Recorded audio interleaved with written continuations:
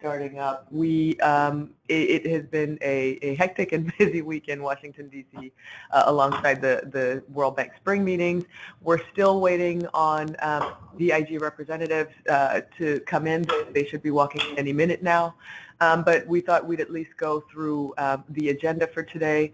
We will have a welcome and a brief on logistics from Lois at the Global Health Council.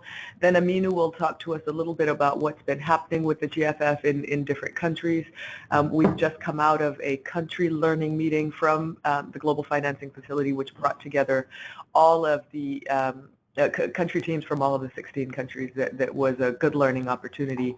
Then Angela will walk us through the agenda for the investors group meeting so that we can get your perspectives on what you think we should be taking to that meeting. We also yesterday had the opportunity to have the coordinating group of the civil society coordinating group meet in person and discussed a couple of things, particularly how we implement the civil society engagement strategy, and I can give you a short brief on that afterwards. And then we'll take on any questions on the civil society engagement strategy that's going to be tabled at the IG meeting afterwards. So with that, we have everyone now, and I'll turn over to Lois for a welcome. Thank you, Katie. Appreciate it. And again, I want to extend my welcome on behalf of Global Health Council to everyone. Much appreciation to Liz Foley as well, who set us up for today. And obviously to our partners at Partnership for Maternal Newborn Child Health and other friends who are involved with the GFF. We're grateful to be continuing to host these sessions so that people can receive these report outs and additional information, and we're excited about today's agenda that Katie just reviewed. We'll go ahead and quickly run through logistics again.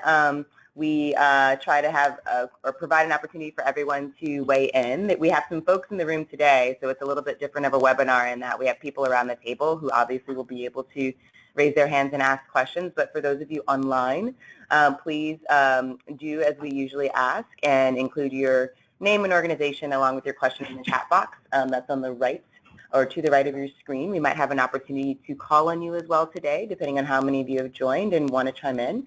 But for now, at least you'll be able to type in a question or comment for any of the speakers here today. And I think with that, we will go ahead and turn to Aminu, who is here to offer an update on country progress in the GFF. Thank you, Aminu. So, thank you so much for the quick introduction, and sorry for coming late. Struggling to find the venue. So, how long do I have to give an update? I think about, if we keep it to 5-10 minutes, yeah. Okay, so the last couple of days, we have been in the country learning meeting at the Global Financing Facility. And we are happy to inform the meeting that about 14 country CSOs were in that meeting for 2 days. And we, as the IG rep, we had 3 consecutive meetings with the country CSOs in trying to understand what is going on, at various countries. Many CSOs, to our glad, they have done so many activities. They have been engaged at the country level, and also they are willing to continue the conversation. So I would like to just share some couple of country experience so that we understand what has been happening, and if there are questions, we are free to respond. In Nigeria, the country rep, in collaboration with so many NGOs, has organized a big country consultation. 80 NGOs were in attendance for that meeting in March. And after that meeting, the government has recognized the CSOs as a partner in progress, and they have opened the space to have 2 CS reps on the country platform of the GFF. And so after, and also the Health Sector Reform Coalition in Nigeria would be the main platform for CSOs to be engaging, and an NGO in the country has agreed to pay for a full-time secretary within the office that will be providing technical support for the CSO engagement at the country level. That's a huge success for us at the GFF. In Sierra Leone, a lot of things are happening also. The CSF, Victor Koroma, has been also up and doing in bringing NGOs together to also participate fully in the GFF, And before coming to DC, they had a pre-departure meeting with the government to actually begin the conversation of achieving a common goal. Liberia is so wonderful. The Deputy Minister of Health from Liberia, the day before yesterday, she became a CSO champion by agreeing that as a Liberian government, they are interested in CSO to promote accountability, transparency, and she invited the CSO in country to come and track the investment case. This is to us something we hold dearly, for a deputy minister to open up this kind of opportunity, which we hope to follow up on Monday with her. Me and Angela, during the IG meeting, we are going to have further conversation on how the monitoring of the investment case would look like, what are the indicators that the CSO in the country will need to also track. In Kenya, we have also a very strong coalition called HENET. That is the Health Coalition of NGOs, which is the platform for NGOs in Kenya. And the chair of the board is with us the last couple of days, and him and Angela are going to work together to strengthen the mechanism. Some countries are still lagging behind. We are still working with Vietnam, Myanmar, Guatemala to understand how the CSOs will also fully participate. But we are very excited that a lot of things, good things are happening at the country level, and we are hearing some good news from the partnership, which I'm sure Kadi will also provide further update about how the partnership is coming in to provide some both technical support and resources to strengthen the country engagement of CSOs. Thank you. Thank you. Thank you. I believe next we'll go ahead and go to Angela. Okay, so thank you for having Aminu and I be part of this forum. I will take us through to the IG agenda. The IG meeting will be happening on the 24th, starting with a pre-meeting dinner on Sunday, the 23rd. Amino, myself, Chris, and John will be there to represent the voices of the CSOs. Candy from PMNCH, and I think, who else, Candy? The Executive Director, Helga. Helga, the Executive Director, will be in attendance as well. So the objectives for this spring meeting are to give updates on country progress and portfolio reviews to date. There will be deeper examination of efficiency in the context of health financing, which is very critical because 8 countries out of the 16 have already received funding for implementation. And the bank, together with the donors, are very keen to start engaging on modalities and frameworks that will ensure efficiency of the funding, utility, and impact discussion is highly focused on. To be honest, this seems to be the biggest item that will be quite critical in this particular spring meeting. And the whole of this week, especially during the UHC, there seems to be a common theme that is running in many meetings that are happening here around efficiency on health financing. We will also be getting insights into the country implementation of the efficiency approaches that have been instituted by various governments. Liberia, as Amino said, is just not wonderful in supporting the CSO community, but also they seem to be quite doing well in terms of thinking and prioritizing the efficiency approaches. So what concerns this community and will be a key discussion is the CSO engagement strategy that all of you have been engaged in the past to input in. And it is scheduled to be approved during this particular session. So we are very excited about that. And after that, we see it opening many doors now to start constituting ourselves differently in terms of how we approach donors to execute our functions by exploring various ways in which we can attract funding given the power of the approval that we hope is going to pass. And just to talk a little bit about that, During the CSO engagement strategy document development, we made sure we worked very closely with the GFF Secretariat so that ownership at that particular level is highly inbuilt, not to make sure that we don't compromise our chances of having the document getting approved by the IG. And we've already done very well. They actually say we are the most efficient, and we observe our time. I think Amino and Candy will agree with me and others who have been in meetings this week that the GFF Secretariat is extremely excited, and we've begun to see now governments expressing and talking on our behalf. Yesterday, we not only heard from the Liberia Assistant Minister, we also heard from the Ministry of Health Kenya calling on the GFF Secretariat to start to think of how best to answer the question of how CSOs are going to be funded to execute the mandate that now is articulated in various frameworks. Then we do have a GFF resource mobilization strategy that has been developed by the GFF Secretariat, which again will be tabled for approval, and then a couple of other documents that are scheduled for discussion only. Thank you, Angela. And I think Kathy's next. Yes.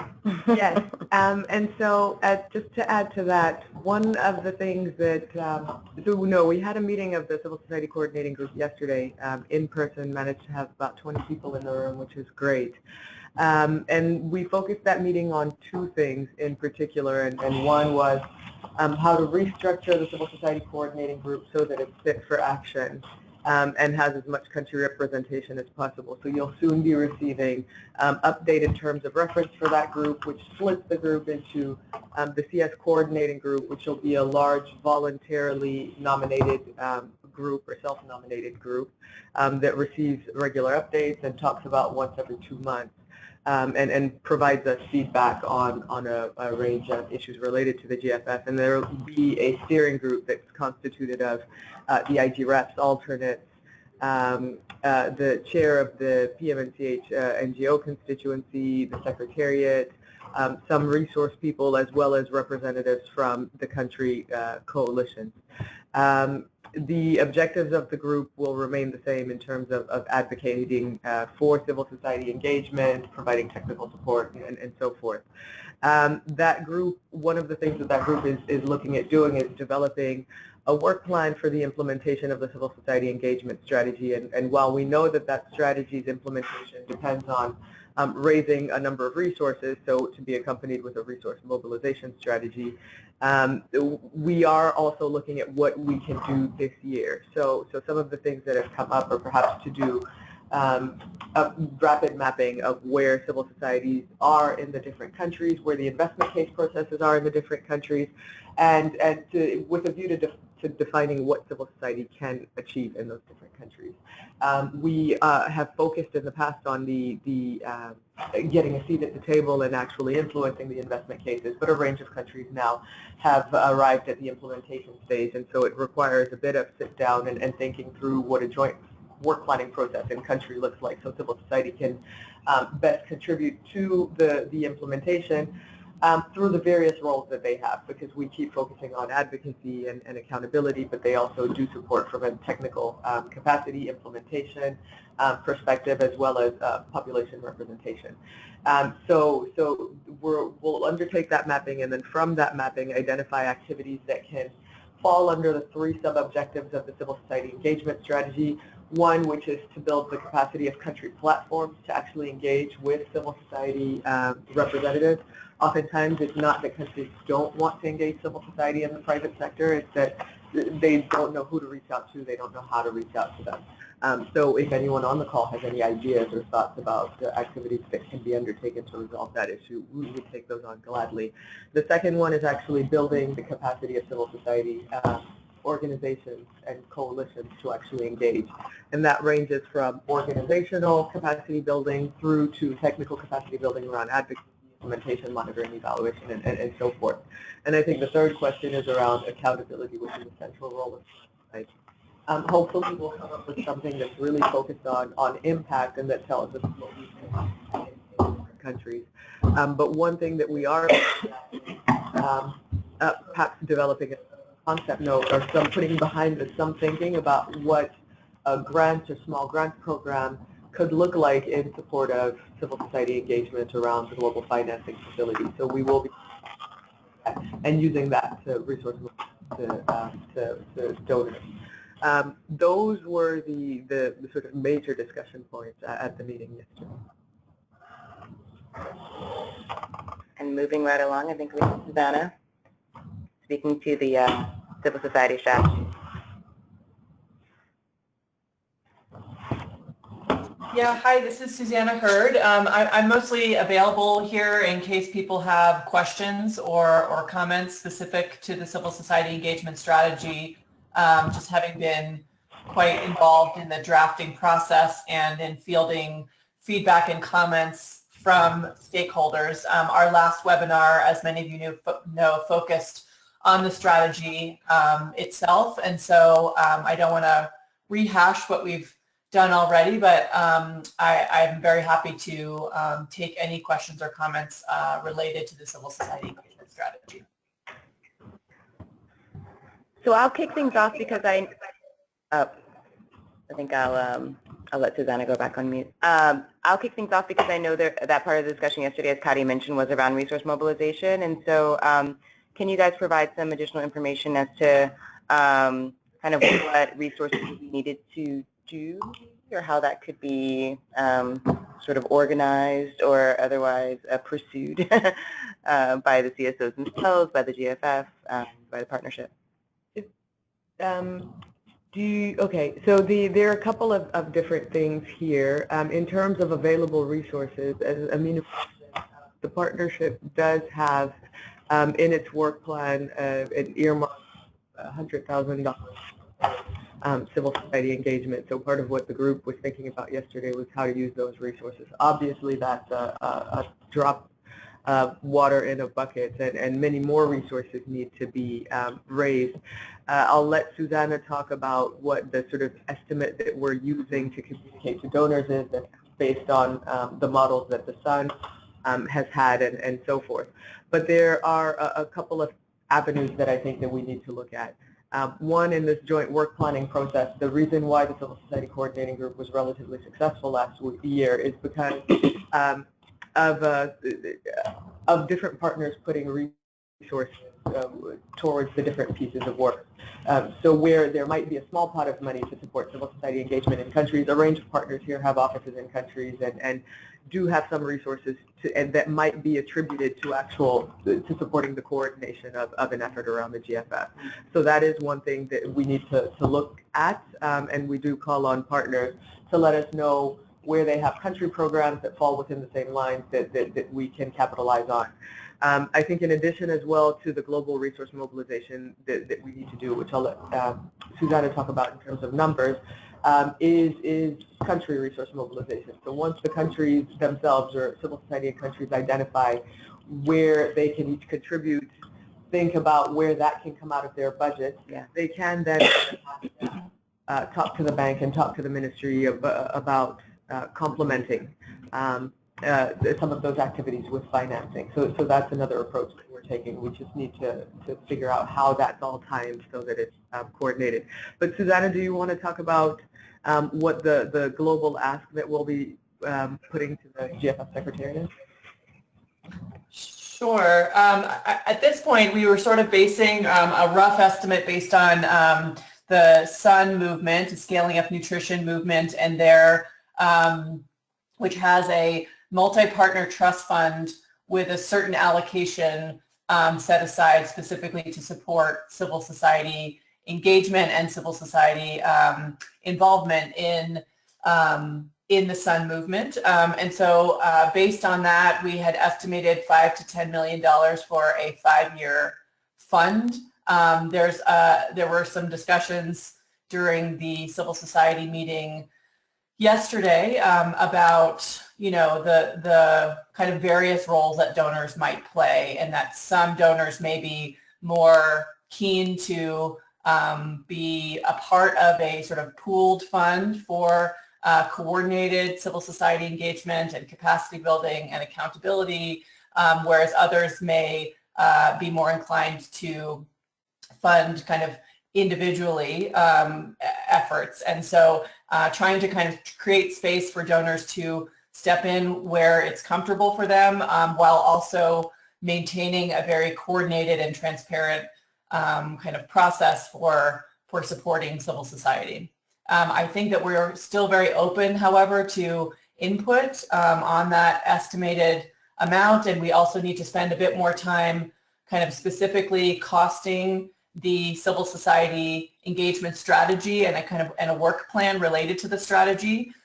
So as I said, that kind of estimate of 5 to 10 million for a 5-year fund is a starting point, but I think we're still very much in the process of refining that, and we'll be putting together more of a proposal or a concept paper that outlines the funding needs. So we welcome feedback and inputs on that. Any feedback or input from folks in the room here? Initial reactions? Okay, I see heads shaking. What about online?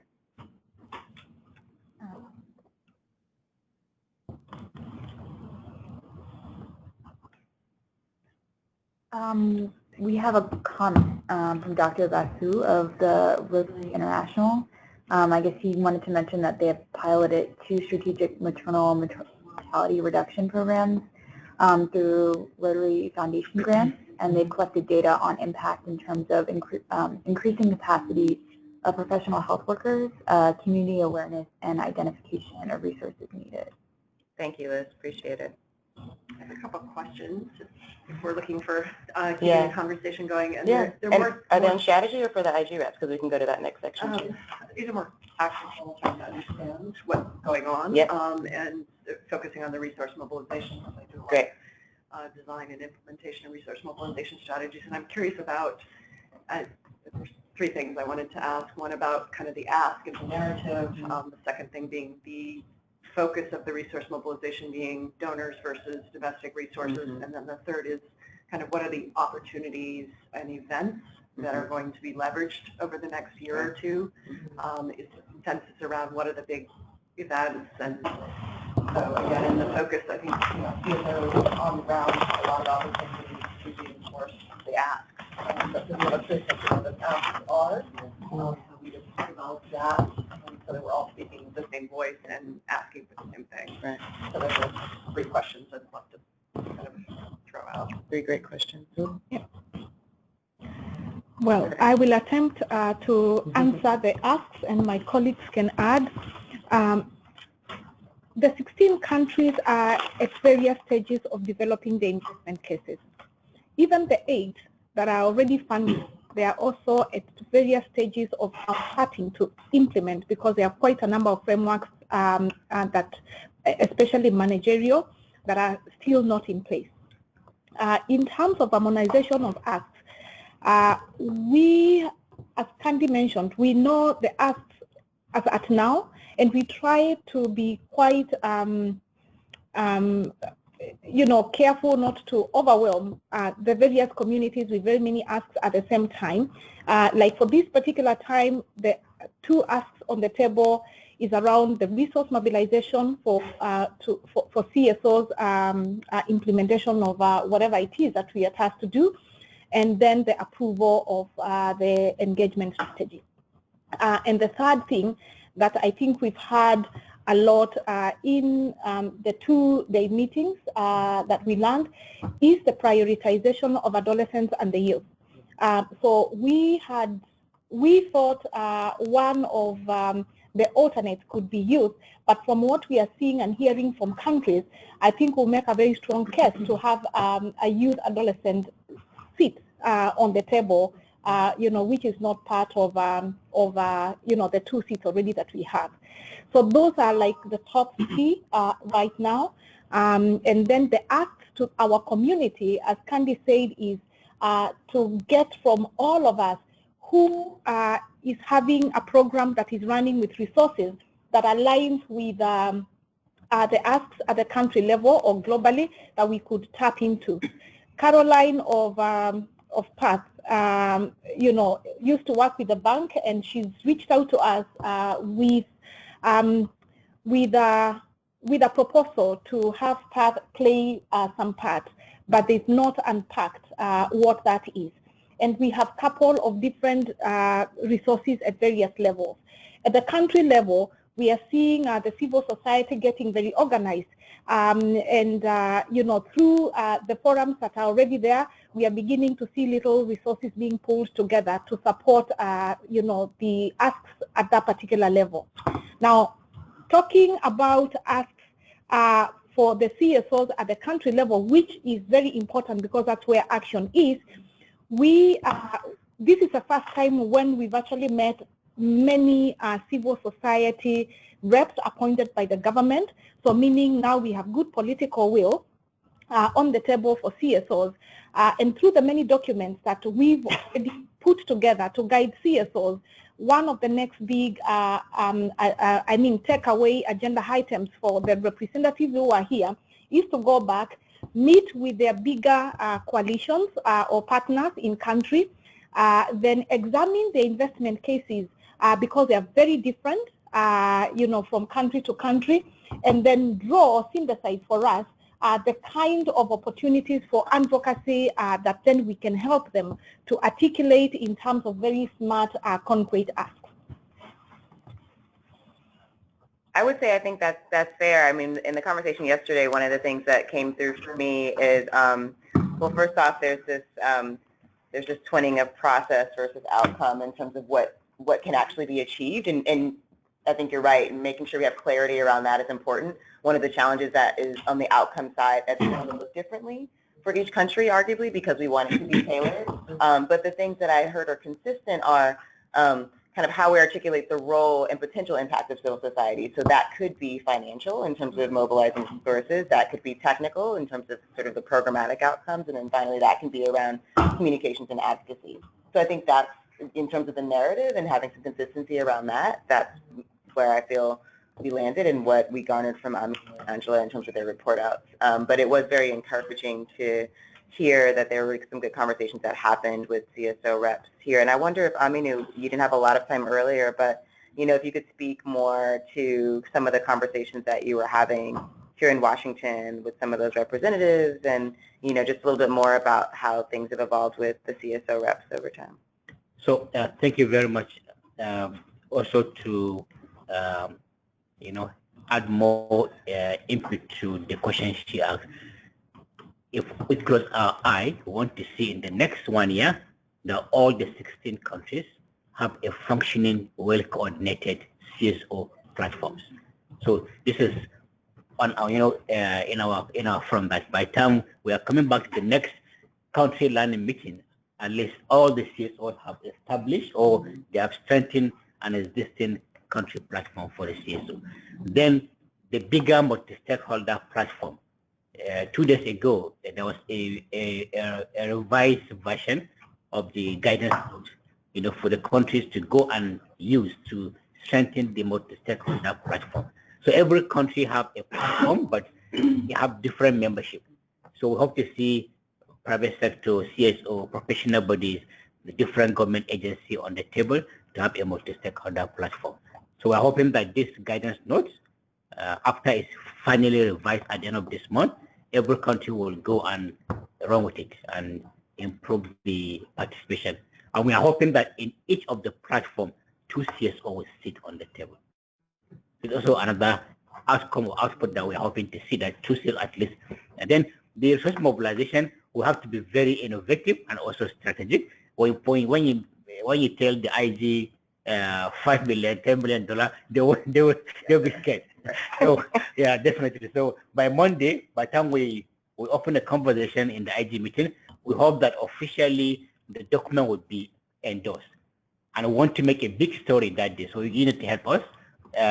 We're putting a story. Once the IG endorse the document as an IG document, we want to circulate that story, and folks should help us to. Then I think once we have that, we can begin to see where where is the funding likely to come, and what are the innovative approach that we can use. Already I'm having, and Angela, a conversation with Kadi that we look at existing grants, from different projects, and now begin to talk to the donors to add money, for GFF. So this could be one of the short-term measures to get money on time.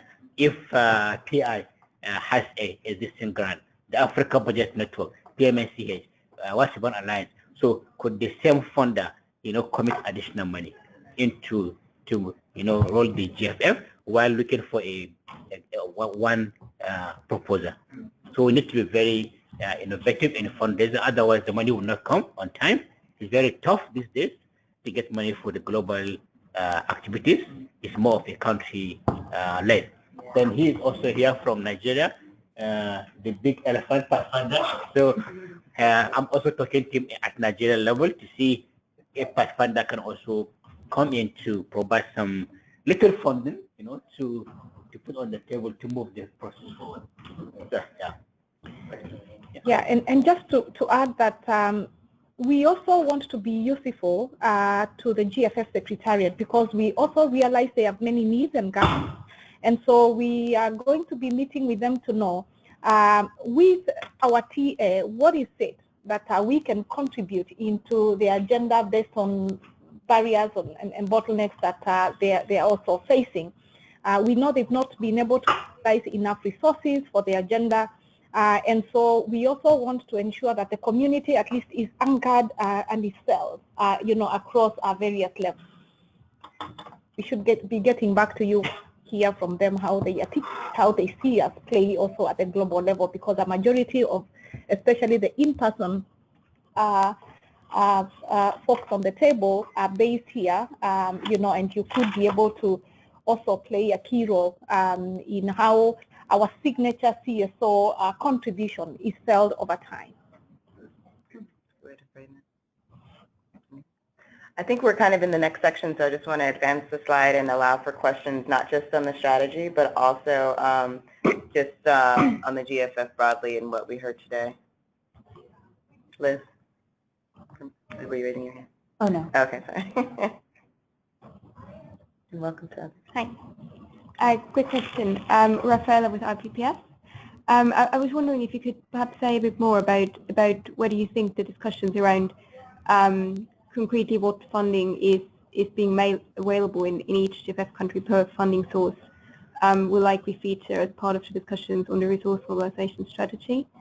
I realized that in the past there's been some talk around developing indicators for domestic resource mobilization. There's always some anecdotal evidence as to what kind of resources are being made available in different countries by different donors, but there's no systematic overview per country and looking at what funding sources concretely funding has been made available from. So I was wondering if you think that there might be a chance for this to be coming up during the discussions of this upcoming meeting. Yes, please. Maybe I can add something, because this is Susanna Dennis from CAI.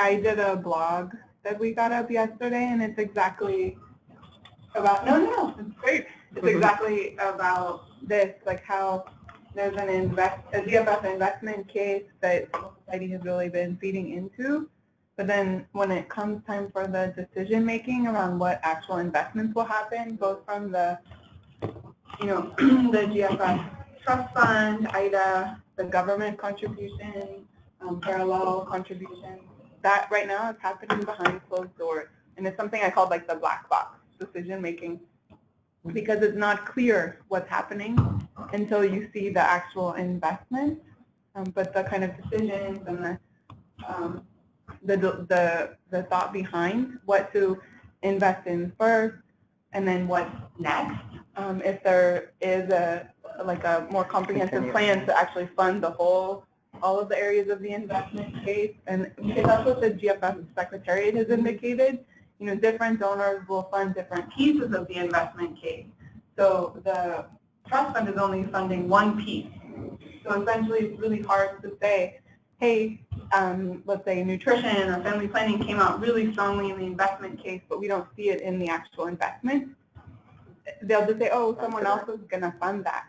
right? So how do we make sure that, that I'm not sure who it is, but at the country platform level, that these commitments to fund different pieces are being made in a transparent manner, and if they can't be made in a transparent manner, at least like things that are in the pipeline are documented. And if I might just, sorry, add another thing. So what I think would be really useful, and I don't know how much this is possible or how much this has been discussed already, but just to know more concretely, building upon this per country and per funding source, where money is currently coming from, and if this could be provided. In countries or at the global level? Per GFF country, there's an investment case, and funding is meant to come not only from GFF Trust Fund and IDA, but also IDA and domestic resources and the private sector and complementary donor financing. And I think it would just be interesting if we could know per country what the current status is of that. In the context also of their quite ambitious funding targets under the resource mobilization strategy too. So there are a couple of things around that. One, in terms of resource mapping has actually come up as one of the critical challenges that most countries are facing. And I think we heard this from everyone at the country meeting. So the functioning, so one of the value adds, I think, of the GFF that was identified was this sort of comprehensive national platform that allows, or country platform that allows for joint planning and decision making, and that would incentivize transparency around the availability of resources from different partners. But many countries are still experiencing challenges in actually getting the information on where the resources are. So I do think that that's something that the GFF is looking at to try to resolve as an issue. I think in terms of then making that information publicly available, that's definitely a recommendation that we can take to the Secretariat for them to either include in the guidance note or disseminate to countries. I think the other way in which this might get raised, more from a efficiency perspective, that you were raising, Susanna, is there is a paper on health financing that focuses on efficiency, as Angela noted, and the various phases of inefficiency in countries include, for one, prioritizing investment. So the IG might be discussing what the process is for identifying where the resources go. So we'll see, and we'll let you know if any of these issues come up. But I do think that that it's not that they have the information and it's not out there. I think in many countries. Because also, as I see the resource mapping, I think it's often part of the investment cases, right? But it's looking to the future, what they think, where they think funding will come from. But then a lot of times, like in the portfolio update, you mentioned, for example, Gavi is interested or Germany is interested in contributing there. So once these decisions are made, if we could not just get this overview of Gavi's interest, but if there could be some actual more information about and what the funding also, that would be really useful. Yeah, so on each of the country platform, there are also donors on that table. Like you can have the Global Fund, Gavi, World Bank, USAID. So they are all members of the country level platform. And also in that multi-stakeholder platform, they are doing a lot of conversation to ensure coordination of resources and who puts what on the investment case. So some countries' investment case is not only the World Bank, there is financing the investment case. Like some countries like the DRC, I think USAID and JACA, they also committing resources on that investment case. So we need to put an eye as CSOs where all the resources are coming from, and also part of the advocacy at the country level by the CSOs is to promote the domestic resource mobilization through taxation, through efficiency of the allocative efficiency and all this kind of process. Yeah, and just to add that the guidance that Aminu talked about and Kandi earlier, that is going to be going to countries after this spring meeting, aims to put together a platform with many constituents where this information could start being availed at the country level. And that is when we will now start getting details around, is it new money or is it old money just getting reprogrammed?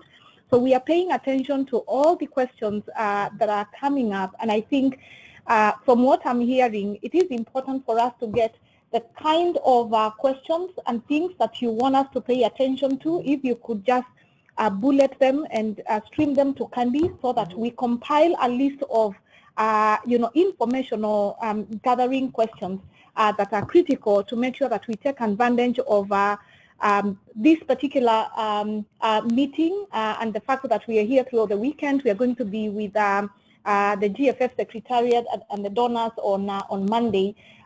So there are those things that we could just have small meetings to get clarifications around and then make sure that you're informed. But please, there is only so much we can record from what everyone is asking. So we request that you articulate those questions, sent to Candy so that we compile the list to ensure that we represent you but also avail the information. The second thing that I would like to help us appreciate from the Tanzania meeting that happened last year in November, Ngavi Global Fund, that was the first time that Amino and I, sat as observers, and it was interesting to hear them asking the same type of questions to understand how GFF is organized, just like CSOs. And so what I would like to everyone to appreciate is that GFF in itself has been a true challenge to the GFF, the main architects. And so they've been growing and learning over time and bringing people on the table. I would say that this is the year when a lot of things are going to start now coming out much more strongly. From that Tanzania meeting, Gavi and all the other funding streams went back with an homework of trying to see how best they could fit. It is very clear from the private sector we have the mark for mothers with the grant that they gave, and I want to believe that information will be availed going forward, including the arrangements of how different funders are likely to start streaming funding. There are those ones that we hear are interested in funding certain components, like CRVS. I think it has a dedicated funder who is very clear about what the funding. So all that information, so that we make sure that we just don't mention things, we'll request time during this meeting for us to try and synthesize as much as we can. But the good news is that we've developed a very good relationship with the GFF Secretariat right now. They seem now to appreciate a lot of the role that CSOs can play, have begun even articulating it themselves, and getting information from them is now much more easier than it was 2 years ago. So big hugs and kudos to all of us who have been working very hard to keep on pressing. So we are doing well, and we have to get your questions to address them. So should we field questions to you, Katie, or who should we copy? I think so. In terms of providing any feedback, yes, to the civil society rep, you can just email me. And I provided the email address for those online, and I can also send it to those in the room. Good. Okay. Any questions online? Yeah, we did have one question from Moses, who has raised his hand. So Moses, I'm gonna actually unmute you if you want to ask your question. Okay. Moses, go ahead if you're online.